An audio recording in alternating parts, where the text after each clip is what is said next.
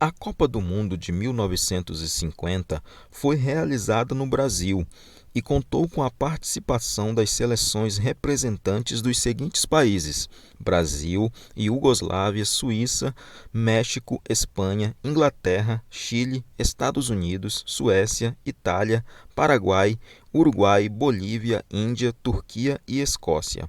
Os três últimos desistiram da competição. As cidades brasileiras que sediaram os Jogos foram Belo Horizonte, Curitiba, São Paulo, Rio de Janeiro, Recife e Porto Alegre. A edição de 1950 da Copa do Mundo marcou a quarta participação da seleção brasileira de futebol nessa competição. Era a primeira vez que o país sediaria o torneio da FIFA. Nesta edição, o Brasil se tornou o único país a ter participado de todas as edições do torneio, marca que perduraria desde então, já que nenhuma das outras três seleções que disputaram os três mundiais da década de 1930 participou. Bélgica e Romênia não se inscreveram para as eliminatórias e a França foi eliminada pela Iugoslávia. Apesar de posteriormente convidados para cobrir a vaga da Escócia, que se classificou, mas se recusou a participar do torneio, os franceses também optaram por ficar fora da Copa. O Brasil desfrutava de um clima de otimismo durante a competição. Havia conquistado o Campeonato Sul-Americano de Futebol de 1949, troféu que colocou fim a uma longa seca brasileira, que não conquistava a competição desde a edição de 1922. Além de ter feito maciços investimentos na Copa do Mundo, construindo o maior estádio do mundo na época, o Maracanã. O Brasil teve sua candidatura aprovada pela FIFA em 1946. Inicialmente, o Brasil solicitou que a Copa ocorresse em 1949, mas devido a problemas logísticos, em 1947 definiu-se que a Copa ocorreria em 1950. A seleção brasileira foi convocada 4 meses antes da Copa do Mundo e ficou concentrada na cidade mineira de Araxá. A base da equipe era o Vasco da Gama, treinado por Flávio Costa, também treinador da seleção brasileira. A Copa do Mundo de 1950 teve uma fase final diferente das que vemos atualmente. Não houve quartas e nem oitavas de final. As 4 melhores equipes classificadas em seus grupos iniciais formaram um grupo final e disputaram entre si por pontos corridos. Na primeira rodada, ocorrida no dia 9 de julho, o Brasil goleou a Suécia por 7-1 e Espanha empatou em 2-2 com o Uruguai. 4 dias depois, era disputada a segunda rodada. Desta vez, o Brasil goleou a Espanha por 6-1 e o Uruguai ganhou da Suécia por 3-2. No fatídico dia 16 de julho, ocorria a última rodada da Copa do Mundo de 1950. Antes desse último jogo da fase final, o Brasil encontrava-se com 4 pontos, o Uruguai com 3 pontos, a Suécia sem nenhum ponto e a Espanha com 1 ponto. Bastaria um empate contra o time uruguaio e o Brasil seria o campeão do mundo. O Brasil jogava pelo empate. Aos uruguaios, que haviam arrancado da Espanha um empate de 2-2 e conseguido uma vitória suada de 3-2 sobre a Suécia, sobrava apenas vencer para conquistar a taça. Ao entrarem no gramado do estádio do Maracanã, brasileiros e uruguaios encontraram o maior público já visto para uma partida de futebol. 174 mil pagantes, somados a uma estimativa de 50 mil penetras, número que não pôde ser precisado porque as catracas do estádio quebraram. Havia entre 200 mil e 220 mil pessoas presentes. Este dia ficou conhecido na memória do país como um dos dias mais tristes para o futebol brasileiro. A última partida foi apelidada de Maracanaço. Apesar do apoio do público, o Brasil perdeu de 2-1 para o Uruguai.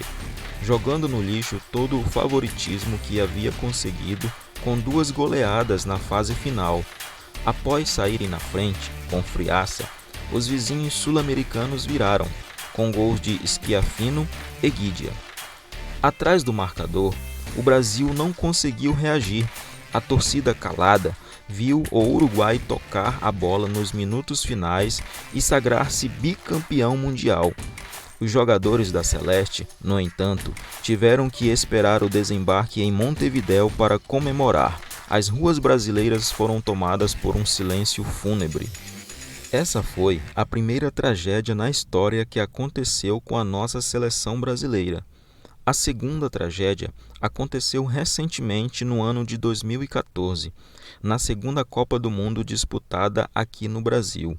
Juntamente com o Brasil, todas as equipes campeãs do mundo desde a primeira Copa do Mundo em 1930, Uruguai, Itália, Alemanha, Inglaterra, Argentina, França e Espanha, qualificaram-se para esta competição.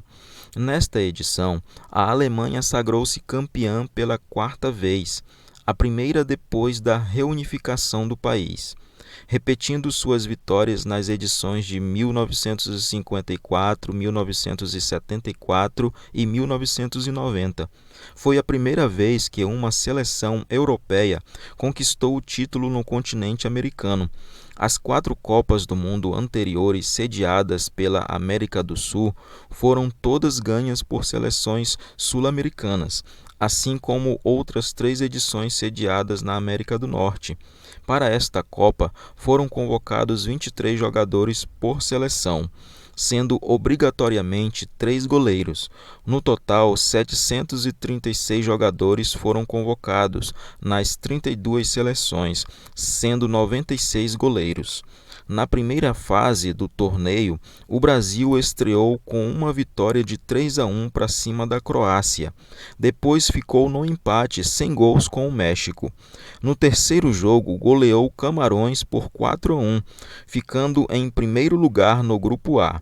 Nas oitavas, o Brasil pegou o Chile, empatando em 1-1 no tempo normal, e se classificou nos pênaltis por 3-2. Nas quartas, o Brasil também enfrentou dificuldades, mas conseguiu arrancar uma vitória por 2-1 contra a Colômbia, num jogo em que o craque Neymar sofreu uma grave lesão e precisou ser substituído. Nas semifinais, o Brasil enfrentou a Alemanha, num jogo realizado no dia 8 de julho, que ficou marcado pela esmagadora derrota sofrida pela seleção brasileira. A vitória da Alemanha por expressivos 7-1 é considerada um dos resultados mais notáveis da história do futebol. A partida ocorreu no estádio do Mineirão, em Belo Horizonte, e o termo mineiraço surgiu por comparação com o maracanaço, o outro desastre da seleção brasileira na Copa de 1950, como já vimos. Foi a maior derrota sofrida pelo Brasil, juntamente com a derrota de 6-0 contra o Uruguai no Campeonato Sul-Americano de 1920. Foi a pior derrota da história do Brasil em Copas. A anterior havia sido de 3-0 para a França na final da Copa de 1998. Foi a pior derrota de um anfitrião em todos os mundiais, superando um 5-2 imposto pelo próprio Brasil contra a Suécia, pela decisão da Copa de 1958. Desde a Copa de 1974, um time não marcava 5 gols no primeiro tempo de um jogo de Copa. Somando-se a isso, o Brasil ainda perdeu a disputa pelo terceiro lugar, de 3-0 para a Holanda, despedindo-se da segunda Copa disputada no Brasil, literalmente humilhada. Mas então, qual dessas duas foi a pior tragédia do Brasil em Copas? De 1950 ou de 2014? Me diz aí nos comentários e não esqueça de se inscrever no canal e deixar o seu like. Até o próximo vídeo.